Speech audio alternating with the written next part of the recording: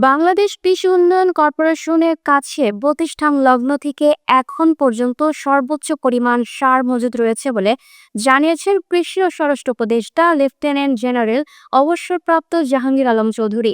তিনি বলেন, বৈশ্বিক সংকটের মধ্যেও দেশের খাদ্য ও সার নিরাপত্তা নিশ্চিত রাখতে আন্তর্জাতিক সহযোগিতা অত্যন্ত গুরুত্বপূর্ণ।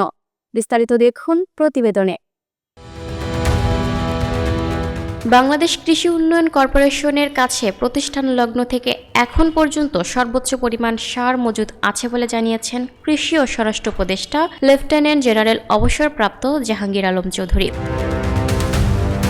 সোমবার 19 জানুয়ারি রাজধানীর বাংলাদেশ কৃষি গবেষণা কাউন্সিল মিলনায়তনে বিশ্ব খাদ্য কর্মসূচির মাধ্যমে রাশিয়া থেকে পাওয়া 30,000 মেট্রিক টন সার হস্তান্তর অনুষ্ঠানে প্রধান অতিথির বক্তব্যে কথা জানান তিনি। কৃষি উপদেষ্টা বলেন, বর্তমানে বাংলাদেশ কৃষি উন্নয়ন কর্পোরেশনের কাছে ইউরিয়া ছাড়া অন্যান্য সারের মজুদ রয়েছে মোট 10.35 লাখ মেট্রিক টন, যা প্রতিষ্ঠানটির প্রতিষ্ঠান লগ্ন থেকে এখন পর্যন্ত সর্বোচ্চ মজুদ। বর্তমান বৈশ্বিক প্রেক্ষাপটে খাদ্য ও সার সরবরাহ একটি বড় চ্যালেঞ্জ উল্লেখ করে তিনি বলেন, জলবায়ু পরিবর্তনের বিরূপ প্রভাব, অস্থিতিশীল আন্তর্জাতিক বাজার ও বৈশ্বিক বিভিন্ন সংকট কৃষিখাতে অনুভূত হচ্ছে।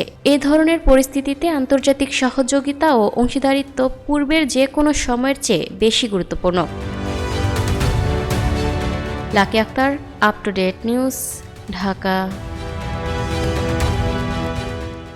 প্রিয় দর্শক, এই ছিল আপ টু ডেট নিউজের সর্বশেষ আপডেট। পরবর্তী আপডেট সবার আগে পেতে আপ টু ডেট নিউজের ফেসবুক পেজ এবং ইউটিউব চ্যানেলের সাথেই থাকুন। ধন্যবাদ।